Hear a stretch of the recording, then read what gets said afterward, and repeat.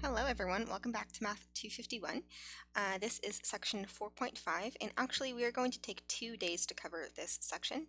It's a lot of word problems, and so I want to take 2 days to do this section. So today we will complete the first 3 problems on this note packet, and then next time we'll do the last 4. Today's mathematician of the day is Dudley Woodard, who was a 20th century black mathematician who was the first African American whose math research on dimensional analysis was published internationally. That's totally awesome. And did you know that Newton and Leibniz both developed calculus in the 1660s and the 1670s, but they did so individually without much communication with each other? So there are actually 2 people who are responsible for this beautiful, wonderful subject that you're currently learning. So you can blame them for all of your woes and worries about calculus. All right, so today we are going to be discussing something called optimization problems. To optimize something means to either find the maximum or the minimum value in a certain context. So we're going to do an example, and then we're going to go through the steps of how we solve these problems most efficiently. So a cabbage farmer has 400 feet for constructing a fence around a patch of cabbage. One side of the fence will be formed by a barn and will not need fencing. 3 exterior fences and 2 interior fences partition the patch into 3 rectangular sections. What are the dimensions of the patch that maximizes the area of the patch, and what will that area be? Okay, well, first of all, let's draw a picture to see what's actually going on. So I have a barn on one side of my cabbage patch that forms one side of the fence. Then I have 3 exterior fences, so 1, 2, 3, that form the outside, and 2 interior fences that form 3 partitions of the patch. So this is what my problem looks like. So I'm going to go ahead and label these sides. I'm going to label this length x, which makes this one x. These, all of them are x's. And then I'm going to label this one right here y. So we want to know the dimensions of the patch that maximizes the area of the patch. So first of all, what is the area function here? How do we figure out the area of this patch? Well, in this case, it's pretty easy. The area is equal to x times y, length times width, just like any other rectangle. But in order to optimize, that kind of gives me a hint that I need to find the critical point, right? I need to differentiate this function. But right now, my function, a equals x times y, is in 2 variables, and I don't know how to differentiate with 2 variables. So I need to get this function into a single variable. And luckily, I have some information that can help me with that. So I have 400 feet of fence that I want to form this patch with. So I know that all of these sides, their sum has to be 400 feet. So how many x's do I have? Well, I have 4 x's and a y, and I know that the sum of these sides has to be equal to 400. So this is called a constraint. It is a relationship between the variables that has to be true. And from this, I can solve for one of my variables in terms of the other one. So if I subtract 4x from both sides here, I get y is equal to 400 minus 4x. And from here, I can plug this y into here. That way our area will be strictly in terms of x, and I can differentiate. So when I do that, I get area is equal to x times y, and I found that y is equal to 400 minus 4x. If I expand this out, this is 400x minus 4x squared. And this is equal to a. So this is the function that I want to optimize. This is called our objective function, which we'll learn about here in a few minutes. But this is the function that I want to maximize, is the area. So to find the maximum here, I need to find the critical point, which means I differentiate it and set it equal to 0. So I get that a prime is equal to 400 minus 8x. And I set this equal to 0. And solving for x here gives me 400 equals 8x, or x equals 50. So this is my critical point. So I know that here at x equals 50, I will have either a maximum or a minimum. In order to make sure that it's a maximum, let's go back to our function. So if I look at this function right here, 400x minus 4x squared, since I have a negative sign in front of the x squared term, I know that it will look something like this. So it does have a maximum. So we are good to go. So often when we are dealing with optimization problems, or critical points, maximums, any of that stuff, we do have to test our endpoints as well. In this case, what would our endpoints be? Well, our interval that we are working on is, well, x and y have to be strictly positive, right? We can't have negative dimensions here. We also can't have 0 dimensions here.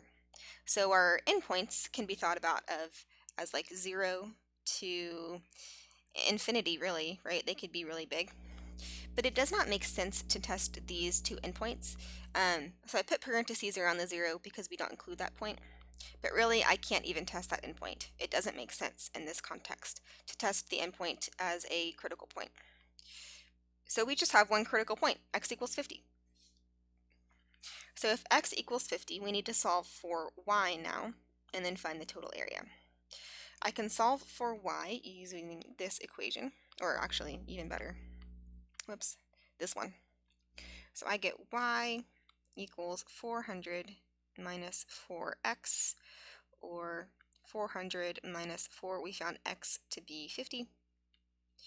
So this is 200. So the dimensions that maximize the area of this patch are x equals 50 feet, y equals 200 feet, and that makes the area equal to, we just multiply 50 times 200 to get 10,000 feet squared. So this is an optimization problem. We first draw a picture and label it with variables.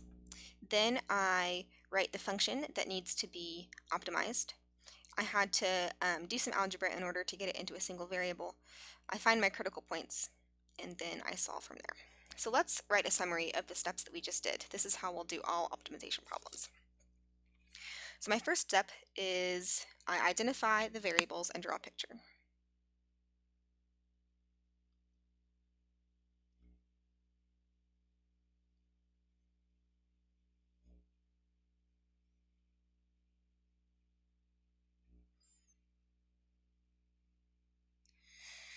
Including the variables.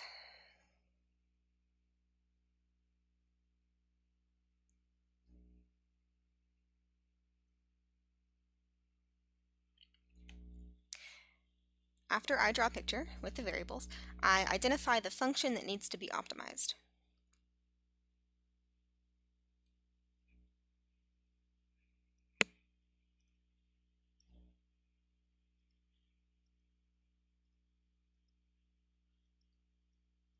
This is called our objective function.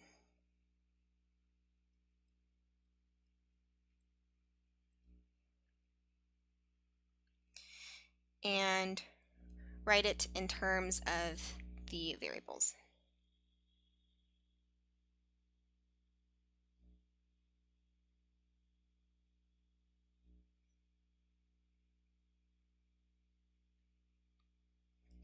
Next, I identify the constraints on the variables. What relationship do they have to satisfy?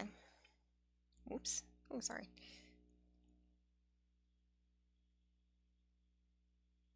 Identify constraints on the variables.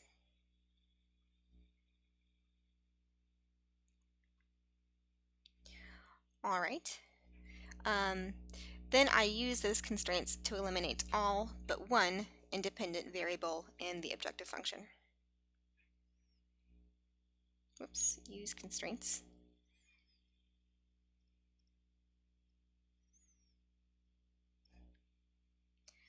Eliminate all but one independent variable from the objective function.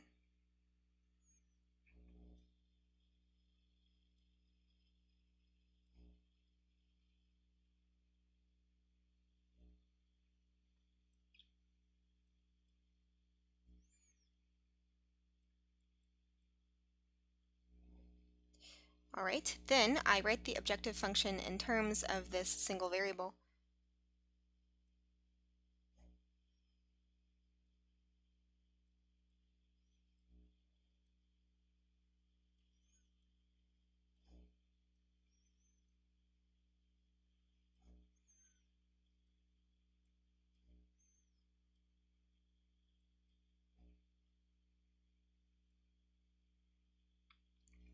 And finally, we use calculus to identify the max or the min, checking endpoints if necessary.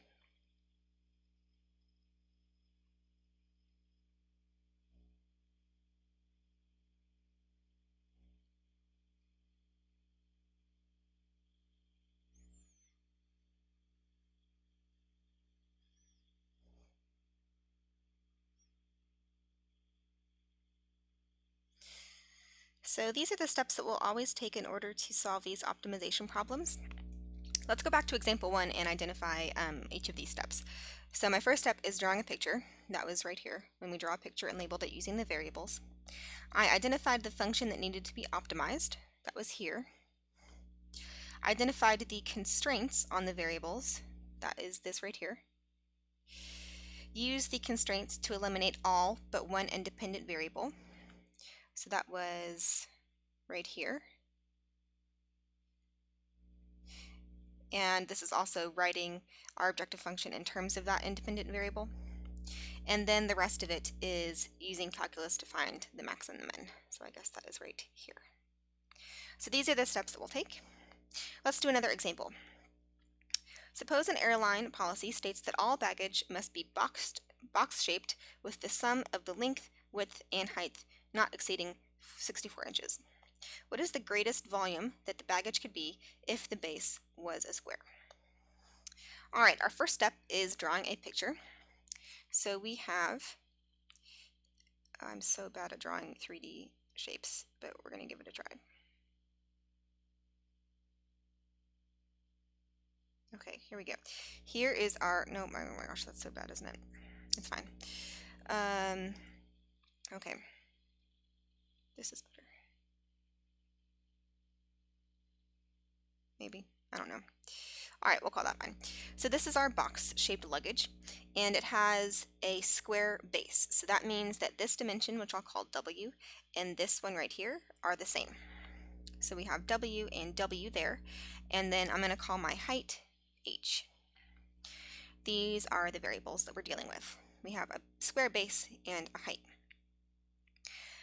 So our question here is asking, what is the greatest volume that the baggage could be if the base was a square? So the function that we are trying to optimize is the volume function. So here, our volume is equal to base times height. Well, our base is just W squared, and our height is H. This is our objective function. Next, I need to identify the constraints to eliminate every variable except for one. So what are my constraints here? Well, I know that the sum of the length, width, and height cannot exceed 64 inches. So that is my constraint here. I need my length, width, and height. In this case, I have W plus H, which is equal to 2W plus H. This has to be 64 inches. I can solve for either variable here. I'll solve for H. So I get H is equal to 64 minus 2W. And now I can replace the H in my volume equation right here with this expression. Volume is equal to W squared times 64 minus 2W. So this is using our constraints to eliminate all but one independent variable from this function. Because I want to find the derivative of this and then set that equal to 0, I'm going to go ahead and expand this. So when I expand this, I get 64w squared minus 2w cubed. So now I have my objective function in terms of a single variable. So next I need to use calculus to find the maximum or the minimum, in this case the maximum. So I take the derivative, v prime is equal to, I get 128w minus 6w squared. And I want this to equal 0. So let's see, if I add that 6w squared to both sides, I get 128w equals 6w squared. I can cancel out a w from both sides to get 128 equals 6w. And this gives me w equals 64 over 3 if I simplify it.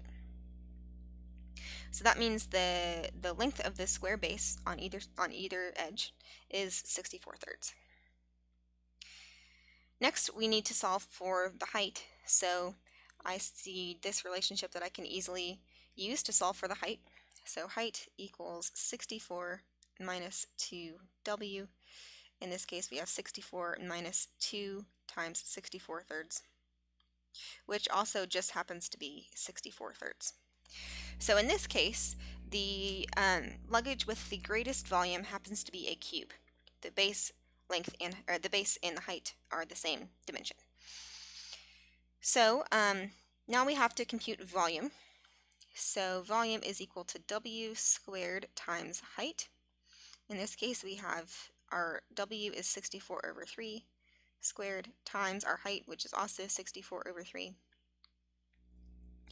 And this is equal to 9,709 inches cubed. So this is the maximum volume that our box can be. In this case, again, we did not test the endpoints because it does not make sense for any of our dimensions to be 0 or infinity. So I just tested my one critical point. And again, I know that this had to be the max because this equation here only has a max if you were to graph it, since our leading term is negative.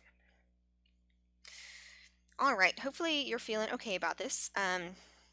Next we have maybe this is a little bit more complicated. So this is what it says. Suppose you are standing on the shore of a circular pond with a radius of 1 mile, and you want to get to a point on the shore directly opposite your current position. You plan to swim at 2 miles per hour from your current position to another point P on the shore, and then walk 3 miles per hour along the shore to the terminal point. How should you choose P to minimize the total time for this trip? So basically, you are trying to get to a point across from you on a circular pond as quickly as possible using a combination of swimming and walking. So let's draw a picture here. I have a circular pond. I'm going to start here, we'll say, start. And I want to get directly across from where I am. So this is where I end. So the first thing I do is I swim straight to a point P along the shore. So I'm going to swim to a point P. So this right here is where I'm swimming. And then once I get to P, I walk along the shore to where I end. And I call, if this is the center here, I call this angle right here theta. That is the angle that I am working with here. Which makes this other angle, since my total angle from start to end is pi, this angle is pi minus the angle we're calling theta. And our radius is 1, so I have 1 here, and this length right here is 1 as well. So if I draw this little slice with theta minus pi, I'm going to have something like this. So I have my angle here is pi minus theta. Both of my sides here are 1. And if you think way back to your good old days in college, in trigonometry, Math 112, this is the definition of a radian. So that also makes this distance here along the shore, on the circumference, pi minus theta. Because of the definition of a radian, if I have a radius of 1, that makes the angle and the portion of the circumference encompassing that angle the same. All right, so now that I have my picture and all of my variables, I need to identify the function that needs to be optimized. So in this case, I need to minimize the total time for this trip.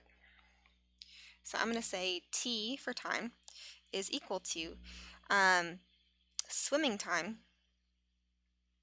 how long it takes me to swim, plus walking time. This is what I'm trying to minimize.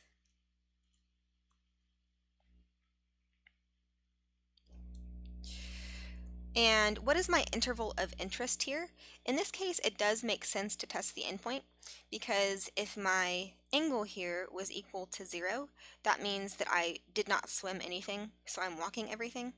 And if my angle is pi, that means that I swam the whole thing. So my interval of interest here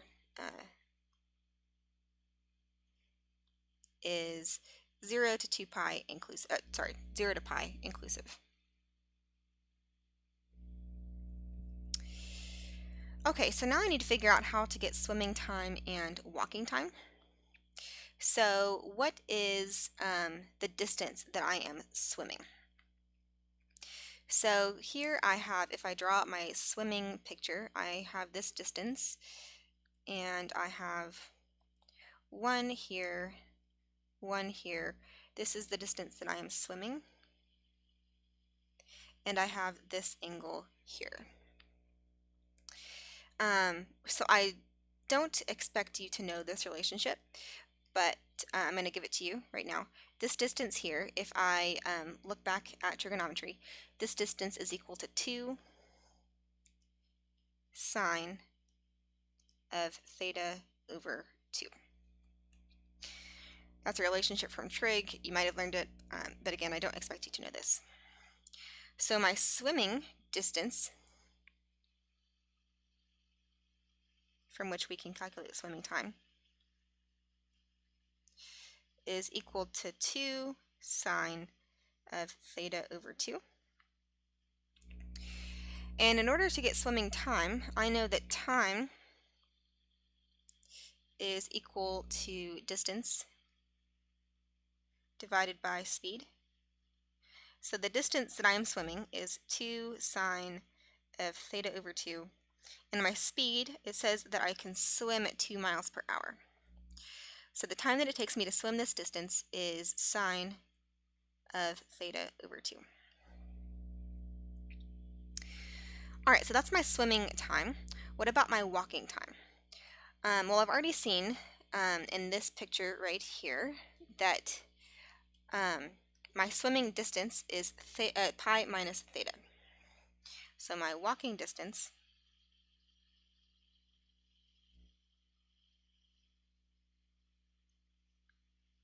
is pi minus theta. And again, we have time equals distance divided by speed. So my distance was pi minus theta. My speed, I can walk 3 miles per hour. So this is just equal to pi over 3 minus theta over 3. So if I plug swimming time and walking time back into my original function t, I get t is equal to swimming time, which I found to be sine of theta over 2, plus walking time, which is pi over 3 minus theta over 3.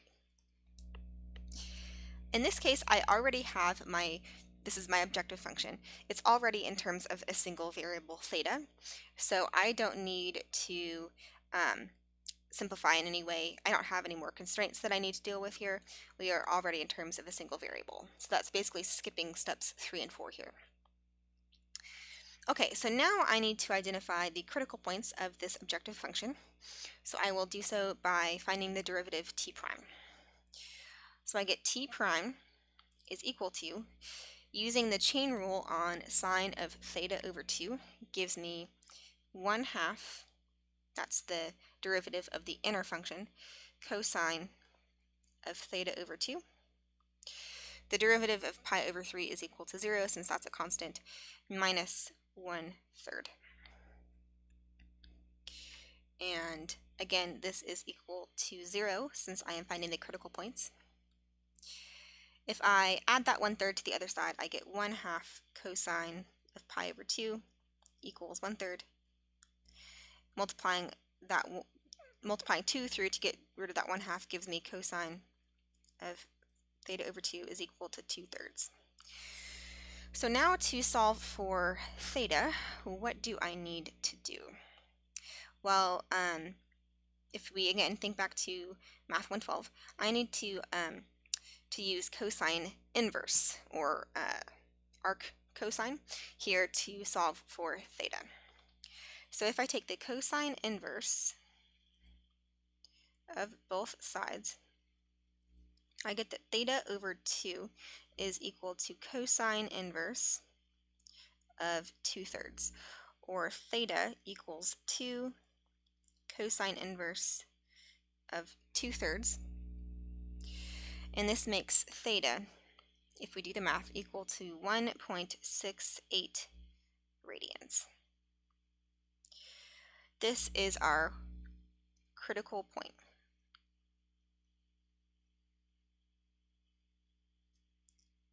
So it's possible that our minimum time will occur when we have this angle. However, remember that we do care about the endpoints in this example, because it's possible that I walk the whole distance or swim the whole distance. That makes sense in this context. So I need to test both my critical point and my two endpoints into my original function. So if I test the time that it takes if my angle is 0, so t of 0, this is equal to sine of 0 divided by 2 is just 0, plus pi over 3 minus 0 over 3. So t of 0 is equal to pi over 3, which is about 1.05.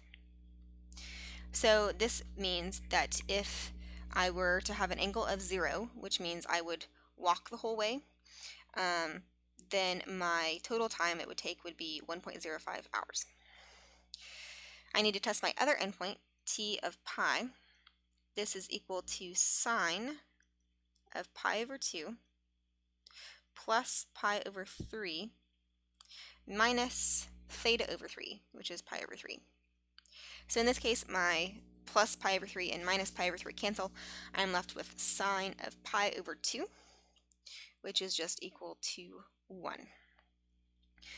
That means that if I were to swim the whole distance, it would take 1 hour to get there.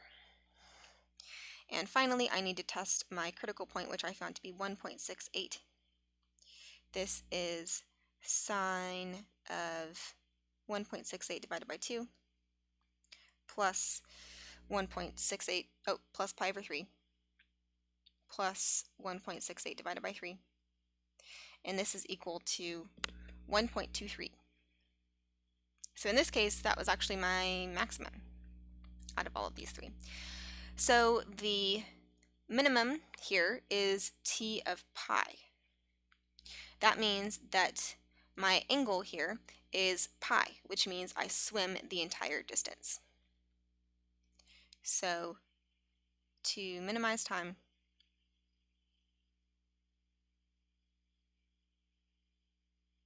you should swim the entire distance. So P should be the point that you are trying to get to.